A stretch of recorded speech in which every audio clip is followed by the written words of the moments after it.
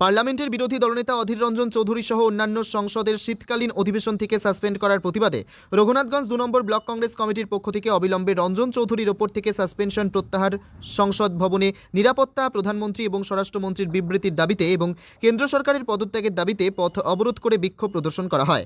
উপস্থিত ছিলেন রঘুনাথগঞ্জ 2 নম্বর ব্লক কংগ্রেসের সভাপতি আবুল কাশেম বিশ্বাস, পলাশ সাহা, রেশমি বিবি, জহির উদ্দিন মিয়া, নাসির শেখ, ইব্রাহিম শেখ, সামায়ন আলী, তেনু মোরল, ঈশা শেখ, হাসান আলী, মতিউর রহমান, সাফিয়ারা উলিয়ারা, পলি খাতুন, এছাড়াও ব্লক ও অঞ্চল কংগ্রেস নেতৃত্ব।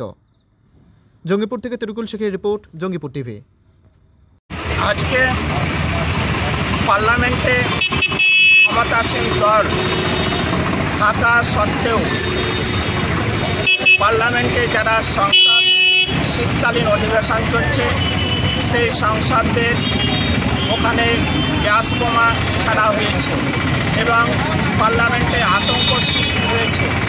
সারা ভারতবর্ষের সমস্ত মানুষের সার্বিক উন্নয়নের কথা যেখানে বলা হয়, সার্বিক স্বার্থের কথা যেখানে বলা হয়, যেখানে নীতি নির্ধারিত হয় এবং জনপ্রতিনিধি যারা সাংসদ তাদের নিরাপত্তা বিঘ্নিত হচ্ছে, আর সেই কথা নিয়ে সারা ভারতবর্ষ যখন তোলপাড়, বিরোধী যে সাংসদ সেই সাংসদরা সেখানে প্রধানমন্ত্রী এবং স্বরাষ্ট্রমন্ত্রীর বিবৃতি দাবি করছিলেন।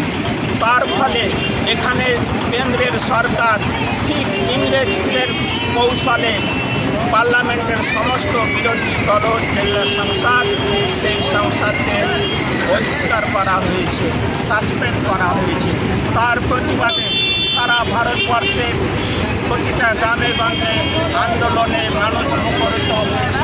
আমরা রঘুনাথগঞ্জ 2 নম্বর ব্লক কংগ্রেস কমিটির পক্ষ থেকে আমরা জাতীয় সড়ক অবরোধ করে আমরা এই সরকারের অবিলম্বে বিবৃতি দাবি করছি এবং সরকারের পদত্যাগ দাবি করছি।